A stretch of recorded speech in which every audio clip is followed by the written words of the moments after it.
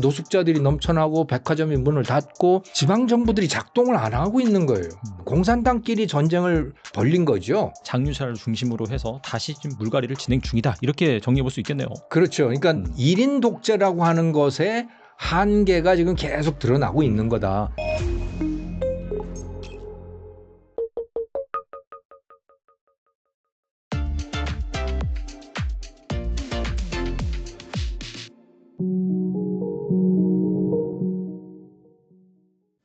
김정호 교수님 모셨습니다. 안녕하세요.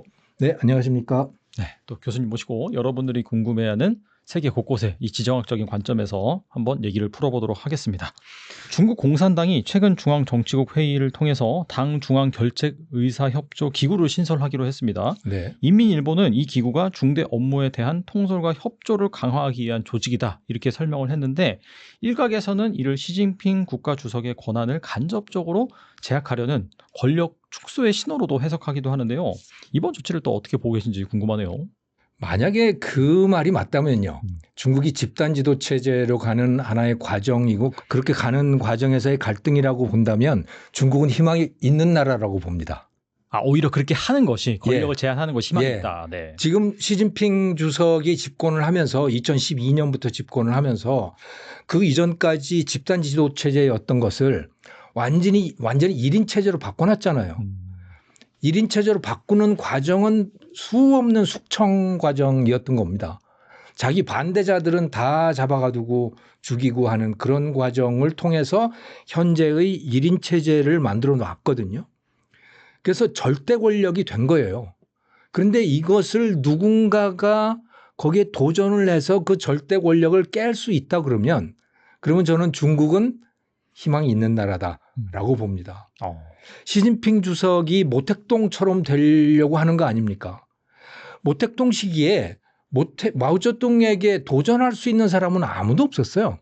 조금만 도전하려 그러면 다 숙청당하고 그렇게 됐죠.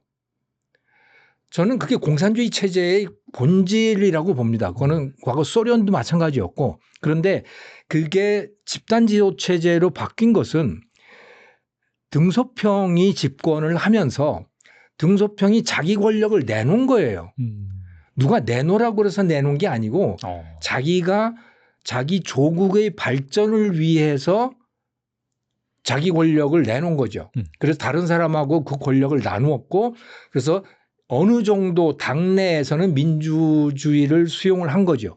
그래서 다양한 의견들이 나왔고, 또 일반 인민들에게는 사유재산, 당신네들 재산을 가져도 돼요.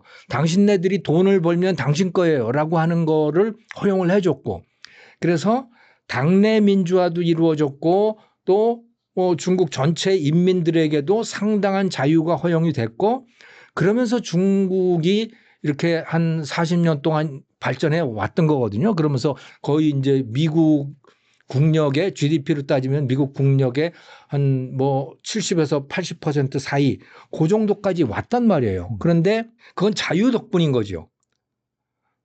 근데 그거를 공산당은 사실은 허용할 수 없는 거죠. 기본적으로 그거는 공산당 방식이 아닌 거예요. 시진핑 주석이 다시 그 권력을 잡았고 공산당의 본래 모습대로 1인 체제로 한 10년 동안 지금 15년, 14년 이렇게 계속해서 갈수록 이제 1인 권력이 강화가 됐고 거의 영구 집권 상태로 갔는데, 지금 다시 이제 집단 지도 체제로 가는 거 아니야? 권력이 흔들리는 거 아니야? 이런 이야기가 나오거든요. 그런데 제가 생각할 때는 그런 거 아닌 것 같아요. 물론 지금까지와는 다른 어떤 모습들이 보이고 있다. 특히 예를 들어서 공식 석상에 예전 같았으면 시진핑 주석이 나와야 될 자리에 안 나온다든가, 그리고 다른 누군가를 내보낸다든가, 또는 군대 같은 데에서 인민해방군 같은 데서 집단 지도 체제 이야기가 공식적인 그 기관지에서도 언급이 된다든가 하는 거는 예전하고는 굉장히 다른 모습이긴 하지만, 그거는 제가 생각할 때는 시진핑 주석의 허용하에 이루어지고 있는 거라고 저는 봐요. 그러니까 저는 시진핑이 자기 권력의 한계를 스스로 인정한 거 아닌가 하는 생각이 들어요.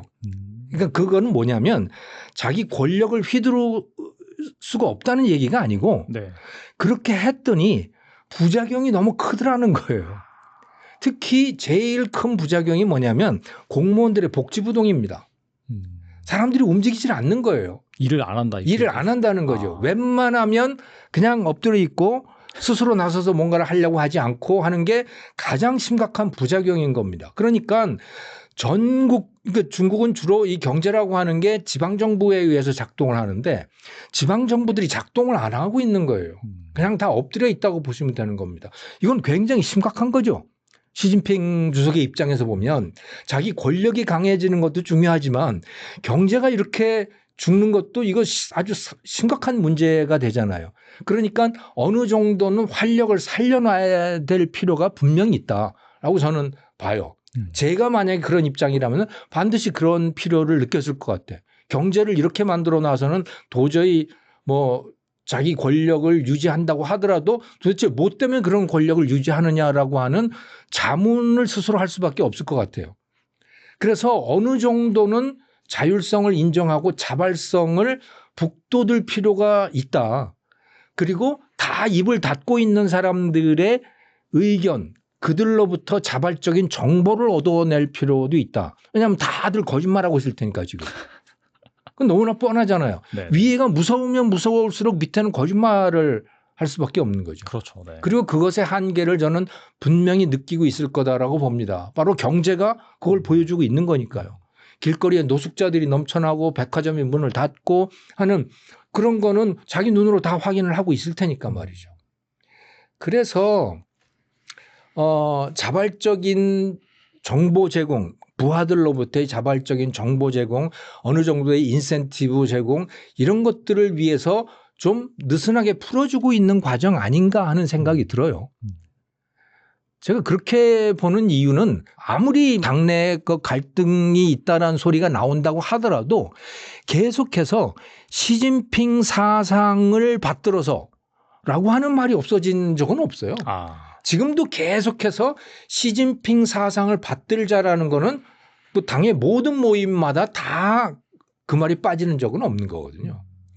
그러니까 그거는 시진핑의 그 위치가 공고하기 때문에 아직도 그러고 있는 것이지, 즉 시진핑이 눈을 감고 있고 어느 정도는 자발성을 북돋우기 위해서 하는 그런 제스처들 아닌가라는 그런 생각을 해봐요. 제반 정황이 저는 그렇게 보이더라고요. 또 하나 중국 군부 얘기 좀 나눠보겠는데 네. 최근 중국 군부 내에선 1979년 월남전 참전 경험을 가진 야전지휘관 출신들 장유샤 등으로 대표되는 월남 참전파가 다시 부상하고 있는 반면에 시진핑 주석과 가까운 허웨이둥 등 대만 해협파 인사들은 잇따라 해임되는 그런 현상이 보내지고 있습니다. 일각에서는 이를 시진핑 체제 견제 신호로 해석하기도 하는데 이러한 군 내부의 파벌 구도의 변화 어떻게 보시나요? 저는 그것도 이게 뭐 그 일각에서는 쿠데타 설도 있고 뭐 그래요. 실질적으로 쿠데타를 한 거 아니냐 뭐 그런 이야기도 있고 그런데 이것도 큰 그림을 놓고 한번 보면요. 큰 그림을 놓고 보면 확실한 1인 권력을 갖고 있는 시진핑이 반드시 달성해야 되는, 반드시 인민들에게 갖다 줘야 되는 목표가 있습니다. 그게 중국몽인 거예요. 그거는 거의 대부분의 중국 인민들이 꿈꾸고 있는 것이기 때문에 그거는 스스로 약속을 한 것이고 그걸 갖다 줘야 하는 거죠. 그 중국몽의 굉장히 중요한 부분, 절대로 빼놓을 수 없는 부분이 대만을 되찾는 거예요. 대만을 홍콩처럼, 그러니까 그냥 중국의 일부로 만들어 버리는 거죠. 저렇게 뭐 자기 독립국가처럼 행동하는 것을 도저히 용납할 수 없는 겁니다. 자, 그러면 그 군대가 가서 점령을 해야 될 거 아닙니까? 홍콩은 군대가 없는 땅이었기 때문에 그냥 중국이 접수할 수 있지만 대만이라는 데는 자기 스스로 군대를 갖고 있는 나라이고 그렇기 때문에 중국이 접수할 수가 없는 거예요. 그거는 군대로 무력 점령을 할 수밖에 없는 것이죠. 그런데 대만 그 섬을 무력 점령한다는 건 보통 일이 아닌 겁니다. 왜냐? 가서 상륙작전을 펴야 되는 거 아니겠어요? 그러니까 배를 띄워서 상륙작전을 해야 되는데 상륙작전이라고 하는 거는 육지에서의 작전보다 몇 배나 더 어려운 과업인 거죠, 그게. 그래서 중국이 해군에다가 엄청난 투자를 한 거예요. 해군과 로켓 군대라고 하는. 예. 그 이전까지 사실은 중국은 주로 육군 중심이었지 네. 해군이나 뭐 이런 건 별로 중요하지 않은 거죠. 예전부터도 중국은 그 대륙 국가였고 바다로는 잘 나가지 않았어요. 명나라 때도 그렇고 청나라 때도 그렇고 바다로는 잘 안 나갔습니다. 그리고 그래서 일본하고 청일전쟁 1894년 청일전쟁 때 보면 뭐 형편없이 지잖아요. 중국이. 네. 이건 해양 국가가 아니었어요. 그런데 대만을 점령을 하려고 하다 보니까 해양 국가가 돼야 되는 겁니다. 그리고 남중국해를 점령을 손에 넣으려고 하다 보니까 또 해양 국가가 돼야 되는 거고 또 이 남태평양도 이제 어떻게든 미국의 세력권 하에 있는 것들을 다 중국이 가져오고 싶어 하는 거잖아요. 그래서 해양 국가가 되기로 지금 꿈을 바꾼 겁니다. 중국이. 그러니까 해군에다가 엄청난 투자를 하고 또 미사일이나 이 원자탄이나 이런 그 로켓 군대에다가도 어마어마한 투자를 했죠. 그 이전까지는 육군이 주력이었는데 이제 해군과 로켓 군대에다가 엄청난 투자를 하게 된 거예요. 네. 그게 중국몽을 이루기 위한 굉장히 중요한 수단이죠. 그리고 그 군대의 수장들은 다 시진핑의 개인적인 부하들, 그러니까 시진핑이 과거에 그 복건성, 후켄성이라고 하는 거기에 수장이었잖아요. 거기 출신들을 이제 그 해군과 로켓군의 수장들로 다 앉힌 거예요. 자기 사람들로 믿고 앉힌 거죠. 충성스러운 사람들로. 그런데 문제는 뭐냐? 그들이 부패한 겁니다. 그들이 부패했다는 이야기가 내부에서도 장유샤라든가 이런 쪽에서도 올라왔지만 또 동시에 미국 정보기관으로부터도 그게 공개가 된 거예요. 맞아요. 예. 네. 그래서 미사일에 연료통에 물이 들었다더라 뭐 말도 안 되는 그러니까 그게 사실인지 아닌지는 뭐 확인할 방법은 없지만 상식적으로 들어도 도대체 이게 말이나 돼라고 하는 만약에 그게 사실이라면 그야말로 쳐 죽여야 되는 거죠. 그건 도저히 용납할 수 없는 일인 겁니다. 그런데 어쩌면 그게 정말 사실일지도 몰라요. 그걸 그러면 누가 그런 짓을 벌린 거냐? 자기 부하, 자기 수족들이 그걸 벌린 거예요. 자기가 직접 뽑아서 가장 총애하는 부하들이라고 갖다가 로켓군과 또 해군에다가 갖다 놨는데 그들이 그런 말도 안 되는 짓을 벌인 게 되어버린 거죠. 자, 그런데 시진핑의 입장에서는 전투력을 강화를 해야 되는 상황인데 자기 수장들이 그걸 자기 부하들이 그걸 벌였다. 그럼 어떻게 할 거냐는 겁니다. 자기 부하라고 그냥 봐줄 거냐? 아니면 자기 부하임에도 불구하고 강력한 군대를 위해서 잘라버릴 거냐? 저는 후자를 택했다고 봐요. 그게 물론 장유샤는 그쪽은 육군입니다. 육군 쪽이고 월남전에 1979년에 월남전에 참전했던 사람들인 거예요. 그러니까 전투 경험으로 보면 이쪽 장유샤 이쪽 계열이 뭐 제일 강력한 전통적인 군대 내에서 가장 존경을 받는 사람 그런 세력이라고 봐야 되는 거죠. 그런데 시진핑은 완전히 다른 군대를 만들어 놓은 겁니다. 그래서 육군하고 전통적으로는 육군이 주력이었는데 해군과 로켓 군대를 만들면서 이들에게 그 국방 예산을 다 쏟아준 거예요. 해군과 로켓 군대. 그런데 결과적으로 보면 그 돈을 다 떼먹은 셈이 돼버린 거예요. 네. 그리고 육군에는 별로 돈을 안 줬단 말이에요. 육군은 그렇게 중요하다고 생각지 않은 거죠. 왜냐? 대만 점령하는데 그렇게 중요하지 않잖아요. 그렇죠. 육군이라고 하는 데가.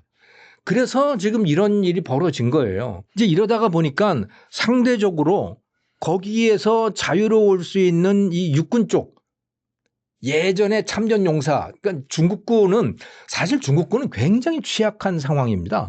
왜냐하면 군대가 전투를 해본 경험이 없는 거예요. 우리나라도 그렇잖아요. 전투를 해본 경험이 없는 군대예요. 그러니까 실제 전쟁이 나면 어떻게 싸울지 알 수 없어요. 당장 다 도망가 버릴 건지 정말로 전투를 할 수 있는 군인들인지 아무도 모르는 거예요. 근데 지금 중국이 그렇습니다. 미국은 한번 생각을 해보십시오. 미국은 세계 곳곳에 주둔해 있잖아요. 그리고 수시로 전쟁을 벌여요. 이라크에서 전쟁 벌이지, 이란하고도 뭐 하지, 뭐 아프가니스탄 가서도 뭐 하지, 수시로 전쟁을 벌리는 데가 미국이거든요. 거기에 비해서 중국은 전투를 할 만한 일이 없는 거예요. 그런데 그런 중국 군대 내에서 그나마 전투를 수행했던 데가 그 장유샤 쪽에 그 세력들인 겁니다. 과거에 월남하고 전쟁을 벌인 거죠. 사실은 그것도 전쟁이라고 볼 수 없어요. 그냥 같은 편이잖아요. 사실은 월남도 공산당이고 중국도 공산당인데 공산당끼리 전쟁을 벌린 거죠. 그러니까 뭐 약간 다투었다라 그 정도의 전쟁이었던 건데 어쨌든 그나마도 전투 경험을 갖고 있는 쪽이 육군의 그 장유샤 아주 그러니까 원로들인 거죠. 그 사람들이고 그나마 그러니까 그런 면에서는 제일 존경을 받는 것이고 시진핑이 어떻게 생각해 보면 이 로켓군과 또 해군의 부패 때문에 망신살이 뻗쳐 있는 상황이니까 상대적으로 이 장유사 계열 이쪽이 좀 부각될 수는 있다. 하지만 그렇다고 해서 시진핑의 권력이 흔들린다? 저는 그런 정도라고는 절대 생각지 않아요. 네. 지금까지 십몇 년 동안 쌓아온 그 독재, 그 감시망이라고 하는 건 정말 어마어마할 거라고 봐요. 지금 군대에서 잡음이 좀 나고 있지만 사실은 그 정보계통들 있잖아요. 그러니까 보안계통, 안보계통 이쪽은 뭐 완전히 꽉 잡고 있는 상태고 거기에서 잡음이 난다는 소리는 들어본 적이 없는 거죠. 우리나라로 따지면 그러니까 뭐 국정원 그쪽 라인은 전혀 잡음이 없는 상태고 그래서 제가 생각할 때는 다 시진핑의 손 안에 들어있는 잡음들이다. 저는 그렇게 보이더라고요. 시진핑은 건재한데 아무튼 간에 이 정치 구도라든지 그런 부분에 있어서 확실히 좀 변화는 있는 것 같고 그다음에 군부 같은 경우에는 워낙 그 기존 그런 멤버들이 좀 부패하고 썩었기 때문에 장유샤를 중심으로 해서 다시 좀 물갈이를 진행 중이다. 이렇게 정리해 볼 수 있겠네요. 그렇죠. 그러니까 1인 독재라고 하는 것에 한계가 지금 계속 드러나고 있는 거다. 저는 그렇게 봅니다. 그 부작용들이. 그런데 그렇다고 해서 그 1인 독재의 권력이 흔들리는 것은 아니다. 그러니까 그 한계를 보완하기 위한 작업들이 이루어지고 있는 거 아닌가. 그런 생각이 들었어요. 저는. 아무튼 간에 그 시진핑 실각설이 나오게 된 배경에는 수년째 계속되는 이 중국의 경제 위기, 경기 침체가 있습니다. 시진핑이 집권을 시작한 2010년대부터 중국의 경제 성장률은 둔화되기 시작했고요. 시진핑 정권의 경제 정책이 이토록 부진한 성적을 가지고 오게 된 원인은 무엇일까요? 저는 그게 중국몽 때문이라고 봐요. 중국몽이라고 하는 건 기본적으로 청나라 때의 영토를 되찾자라고 하는 거라고 저는 봅니다. 그건 네. 뭐 그 대다수의 중국 인민들도 동의를 하는 바이고 지금 뺏긴 땅들이 굉장히 많잖아요. 대만이 그렇고 남중국해 그쪽도 미국이 만약에 미국이 장악하고 있다고 본다면 그것도 그들의 입장에서는 뺏긴 것이고요. 그다음에 저 연해주 블라디보스톡 이쪽에는 그거는 러시아한테 뺏긴 땅이고 또 저쪽 그 중앙아시아 쪽에도 뺏긴 땅들이 많아요. 근데 사실은 그게 정말 뺏긴 땅이냐? 그 말도 참 이상하긴 해요. 왜냐하면 그들이 가서 다 점령한 땅이거든요. 네. 자기들이 뺏은 땅이에요. 자기들이 뺏은 땅인데 그걸 남들이 뺏으니까 우리가 뺏겼다고 이제 그렇게 하고 있는 거예요. 어쨌든 그 땅을 되찾는 게 중국몽의 굉장히 중요한 일부분인 것이죠. 근데 그걸 찾자면 어떻게 해야 되느냐? 그걸 찾자면 군사력이 강해야 되잖아요. 군사력을 강화시키기 위한 그런 산업들을 키우는 게 중국몽의 굉장히 중요한 일부분이 된 겁니다. 네. 그 이전까지 1980년대부터 시진핑 때까지 30년 동안 중국이 굉장히 많은 돈을 벌었는데 그때까지의 중국의 경제 핵심은 뭐냐? 그거는 팔리는 걸 만드는 거였어요. 팔리는 걸 만드는 거예요. 그런데 시진핑 시기에 들어오면서 중국이 본격적으로 돈을 쏟아붓기 시작한 거는 팔리는 걸 만드는 게 아니고 그건 자본주의 방식인 거죠. 네. 그게 아니고 중국을 위대하게 만들기 위한 거를 만들어내기 시작한 겁니다. 그게 뭐 방위산업 관련된 그런 것들, 그러니까 해군 함정들 만들고 인공위성 만들고 뭐 전투기 만들고 하는 이런 것들, 이게 다 그러니까 첨단 제조업과 관련된 것들이에요. 또 전기차, 태양광 뭐 이런 것들도 그 안에 같이 들어있는 거고, 최근에는 그것들을 신질 생산력이라고 부르죠. 뭐 서양식 단어로는 하이 퀄리티 매니팩처링 뭐 그런 거겠습니다만은 그런 쪽으로 계속해서 돈을 쏟아 부은 거예요. 그러면서 그 이전까지 돈이 들어가던 것은 다 이제 회수를 하기 시작했던 거죠. 가장 많이 돈이 들어갔던 데가 부동산이었던 겁니다. 그러니까 중국의 금융은 국영은행 시스템이잖아요. 중국의 큰 은행들은 다 국영은행들이고, 그래서 그들의 대출 정책은 다 공산당의 방침, 그 공산당의 방침이라고 하는 건 시진핑의 방침에 따르게 되는 것이죠. 그런데 2017년, 18년 그 무렵부터 본격적으로 시진핑이 부동산으로부터 돈을 걷어들이기 시작했어요. 그래서 방주불초라고 하는 말을 합니다. 방주불초. 우리는 뭐라고 얘기를 하냐면 그것을 집은 사는 거지 사는 게 아니야. 우리식은 그런 거죠. 그렇죠. 네네. 거주를 위한 거지 투기의 대상이 되어서는 안 돼라는 말을 우리도 많이 하잖아요. 네. 이런 말 하는 자본주의 국가는 없어요. 근데 우리나라는 그 말을 해요. 그런데 중국이 시진핑 주석이 똑같은 말을 2017년에 한 겁니다. 방주불초. 그게 뭐냐? 방이라고 하는 거는 집이고, 주는 거주, 불은 아니 불자, 초는 투기예요. 투기의 대상이 되면 안 되고 거주용이 돼야 된다라는 말을 하면서, 그러면서 이 주택 건설 업체들로부터 돈을 대출 나간 걸 다 걷어들이기 시작한 거고, 또 이 주택 담보 대출을 하는 것들 있잖아요. 네. 모기지죠. 그것도 이제 확 줄여버리고, 이렇게 되니까 뭐 주택 시장이 완전히 꽁꽁 얼어붙기 시작하죠. 그래서 집도 안 팔리고 건설하고 있던 건설 공사들도 다 중단이 되고 뭐 그렇게 하는 겁니다. 그렇게 대출을 이쪽 분야, 소비 분야 이쪽에는 줄여버리고 그 돈을 다 어디다가 쏟아붓냐? 신질 생산력, 중국몽을 실현하기 위한 제조업 쪽으로 다 몰아간 거예요. 네. 그러니까 여기에 어마어마한 돈들이 쏟아져 들어오게 된 거고요. 예를 들어 태양광 업체 또는 전기 업체, 전기차 업체 이런 데들이 그렇게 돈이 쏟아져 들어오니까 그걸 받아서, 그러니까 전기차 업체 같으면 100개가 넘는 기업들이 생겨난 거예요. 그렇죠. 전기차 브랜드가 말이에요. 그렇게 생겨나는 거예요. 그러니까 뭐 그 안에서 얼마나 치열한 경쟁들이 벌어지겠습니까? 지금은 뭐 30개가 남았다든가 몇 개가 남았다든가 여전히 많아요. 여전히 많아요. 전기차 생산 라인이 얼마나 되겠습니까? 어마어마하게 많은 거예요. 전기차만, 자동차만 하더라도. 그러니까 예를 들어서 그 뉴욕타임즈에 나온 그 데이터를 보면 2024년 기준으로 해가지고 중국의 자동차 생산 능력이 연산 5,100만 대예요. 네. 근데 중국 내수가 2,500만 대이고요.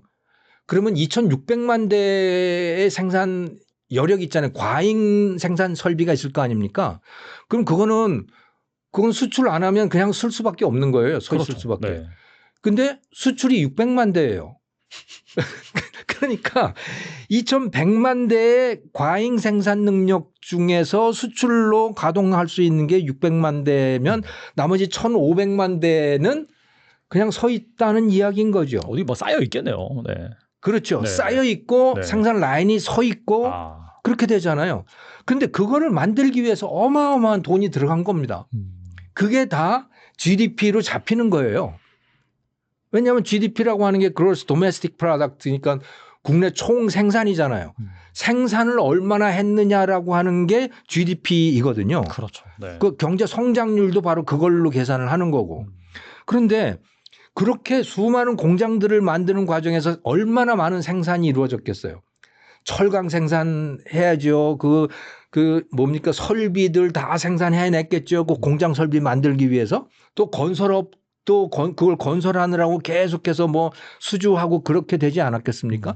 그러니까 그것들 때문에 GDP가 올라가는 거예요. 경쟁 성장률이 그나마 5% 6% 되는 거죠. 그런데 일반 인민들의 삶은 어떻게 되느냐?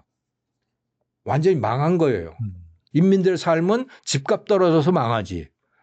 자, 저렇게 어마어마한 생산 설비들을 만들어 놓고 그래서 한동안은 건설이 이루어지고 그래서 뭔가 일자리가 있었고 뭐 월급도 생겼었는데 그것들이 수출도 잘 안 되니 요즘에는 그런 정도가 되니까 그야말로 이제 실업자들이 넘쳐나게 되고 그러면서 길거리에 노숙자들이 넘치고 사람들은 돈은 못 쓰고 이런 식이 되는 거예요.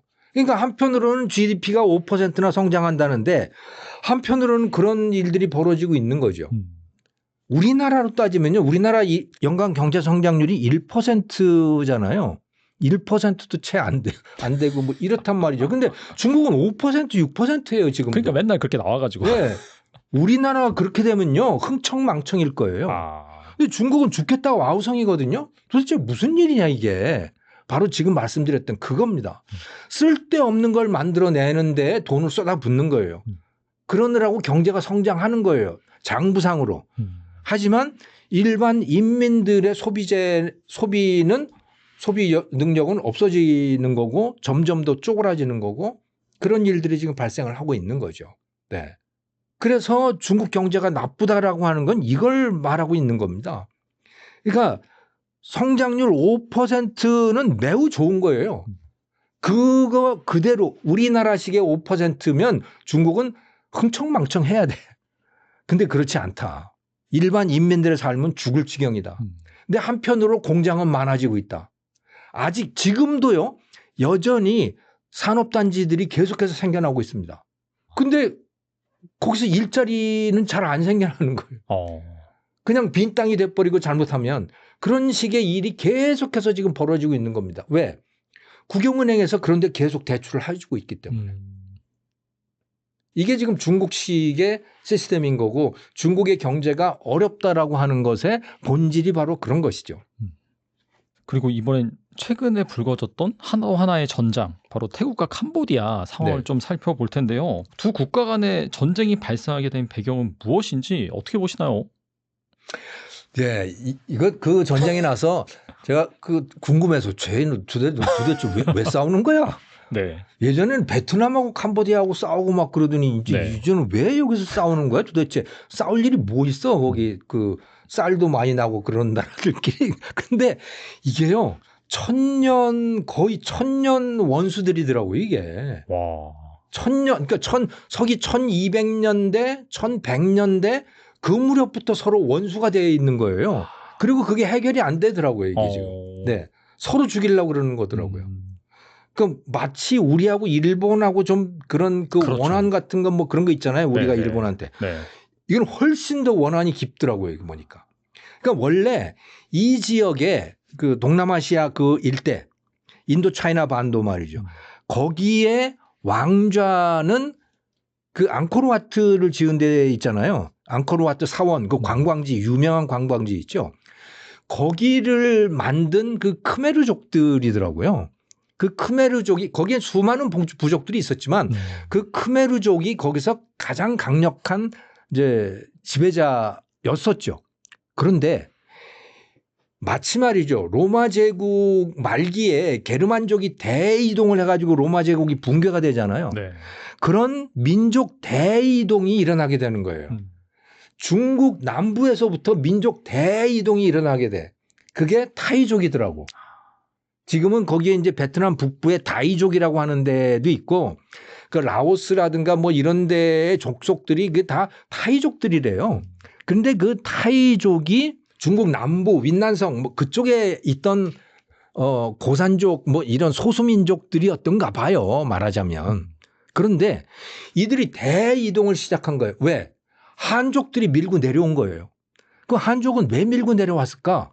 위에서 다 살고 있던 그 한족들이 그거는 여진족 때문에 또 그렇더라고요. 그 금나라 있지 않습니까? 네, 네. 아골타라고 하는 사람이 그러니까 여진족 아골타가 금나라를 세우잖아요. 금나라를 세우고 그 강성해지니까 그 금나라가 그 거란을 다 멸망시키고 그러고 나서 송도 멸망을 시키죠. 송나라. 송나라는 북쪽에 있었단 말이에요. 네. 베이징 그 위쪽에 거기에 있었는데 그들을 멸망을 시킨 거예요. 그러니까 송이 그 북쪽에 있다가 남쪽으로 도망간 겁니다. 한족들이 남쪽으로 내려간 거예요. 그게 남송이 되는 거죠. 그러니까 우리는 지금 남송이라고 부르지만 어쨌든 송나라가 옮긴 거예요. 그래서 새로운 나라를 남쪽 가서 만든 거죠. 그리고 그 송나라가 굉장히 번창을 하거든요. 나중에. 그래서 왜 그 우리 흥부 놀부전 보면은 거기에 강남 같은 제비가 돌아오고서 박씨 물고 오고 뭐 하는 그거 있잖아요. 네네. 그 박씨에 그냥 엄청난 금은보화가 뭐 생겨나고 하는 게 그게 송입니다. 남송. 남송이 강남 양자강 남쪽에 새로운 나라를 세우고 그게 굉장히 이제 번영을 하는 그런 나라가 됐거든요. 근데 어쨌든 간에 그들이 한족이 북쪽에 있다가 남쪽으로 밀려 내려오니까 그 남쪽 양자강 남쪽에 살고 있던 그 타이족들이 다 또 밀려 내려간 거예요. 도망간 거죠. 어쩔 수 없이 쫓겨간 거예요. 쫓겨서 가다가 보니까 인도차이나 반도로 들어가게 됐고 그들이 뭐 수십 년 또는 100년에 거쳐서 이제 자기 자리를 잡기 위해서 전쟁을 벌이게 된 거죠. 그게 크메르하고도 전쟁을 벌이게 됐던 거고 그래서 그 앙코르라는 데가 멸망을 하게 된 거예요. 말하자면. 그리고 그들이 조금 더 가서 더 서쪽으로 가서 태국 타이의 나라, 타이족의 나라를 만든 거고 지금 우리가 타일랜드라고 부르는 태국이라고 부르는 그 나라가 된 겁니다. 근데 남아있는 그 크메르족의 입장에서 보면 어떻겠어요? 원수죠. 네. 이거는 철천지의 원수인 겁니다. 그래서 나중에 이제 이 일대를 프랑스가 점령해가지고 식민지로 삼게 되잖아요. 네.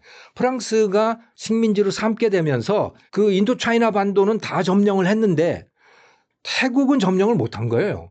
태국은 자기 그 영토를 상당 부분 지켜낼 수가 있었던 거죠. 그래서 프랑스하고 타일랜드가 서로 국경 협상을 벌이는데 지금 그 캄보디아하고 타일랜드 사이에 지금 분쟁 지역이 되어 있는 그 지역에 대한 국경을 좀 흐리멍텅하게 해놨대요. 애매하게. 네. 애매하게 해놓고 그리고 이제 프랑스가 물러가고 거기에 캄보디아가 생겨난 거죠. 예. 캄보디아가 생겨났는데 여전히 태국의 입장에서는 그 국경선이 분명치가 않은 거고 그렇게 해서 계속 싸우고 있는 거예요. 그런데 이 캄보디아 크메르족의 입장에서는 태국에 대한 그 피해 의식이 어마어마한 거죠. 그러니까 그들은 자기들이 멸족을 당할 것에 대한 두려움이 굉장하대요. 크메르족 입장에서는. 왜냐하면 실제로 뭐 그렇게 됐었으니까. 예. 그래서 결사적으로 태국에 저항을 하는 거고 또 태국의 입장에서 보면 또 어떠냐면 그 현재 캄보디아 땅의 상당 부분이 꽤 많은 부분이 타일랜드 땅이었던 거예요. 그러니까 자기들이 점령을 했던 땅인 거죠. 자기들이 점령을 해서 나라라고 만들어 놓은 그중에 상당 부분은 예전에 앙코르 제국의 그 땅인데 그들이 점령을 해서 자기 땅으로 만들어 놓은 거예요. 근데 그걸 프랑스한테 뺏긴 겁니다. 말하자면. 그러다가 보니까 프랑스가 물러나고 난 다음에 그 캄보디아 땅의 일부분은 또 옛날 타일랜드 땅이었던 거예요. 그러니까 타일랜드 입장에서도 내 땅 내놔 이제 이런 아주 복잡한 그런 상황이더라고요. 그런데 뭐 해결이 될 수 없는 문제 같다는 생각이 들었어요. 마치 우리가 독도를 가지고 일본하고 한국하고 독도 문제 절대로 해결할 수 없거든요. 해결할 수 없죠. 네. 예, 이건 절대로 해결 안 됩니다. 마찬가지로 육교 열도에 그 뭐 다오이 다오니 뭐 그런 그 섬들이 있거든요. 그게 지금은 일본 영토가 돼 있지만 중국이나 대만 절대로 그걸 포기할 수 없어요. 그런 것도 해결이 안 되는 겁니다. 또 저기 캄차카 반도 그쪽도 마찬가지고 그러니까 그런 거와 마찬가지로 이 타일랜드와 캄보디아도 서로 뭐 해결할 수 없는 그런 영토 문제를 안고 있더라고요. 그래서 이번 전쟁이 나오면서 아주 흥미로운 공부를 했습니다. 또 이게 보니까 태국과 캄보디아의 그 전쟁이 미국과 중국의 대리전 성격도 있다 이런 얘기도 있던데 이거 어떻게 보세요? 뭐 그럴 만한 구도는 됐었어요. 결과적으로는 그렇다고 보기는 어려운데 왜냐하면 캄보디아에 중국 사람들이 굉장히 많이 들어가 있고 또 1대1로 투자를 하는데 중국이 캄보디아에 투자를 많이 했어요. 그리고 캄보디아에 그 중국 사람들이 가서 도박도 많이 하고 카지노 같은 거. 그래서 그러니까 중국 세력권이라고 보시면 되는 거죠. 네. 그리고 태국의 경우는 거기는 뭐 미국의 거의 동맹국처럼 그렇게 되어 있는 나라고 그러니까 겉모습만 보면 서로 이제 이건 미국과 중국의 대리전 아니냐라고 이야기를 하지만 뭐 그렇게 보기는 지금은 어려운 상태이고 어느 쪽도 거기서 전쟁이 일어나기를 원치는 않는 거죠. 중국의 입장에서도 마찬가지고 미국의 입장에서도 전쟁이 거기서 발발하기를 원치는 않는 거예요. 왜냐하면 둘 다 이 대만 문제가 너무 중요하고 또 이 남중국해 문제가 그걸 감당하기가 두 나라 다 굉장히 버거운 상태거든요. 그러니까 다른 데서 부딪히기는 별로 원치 않는다고 봐야 되는 거죠.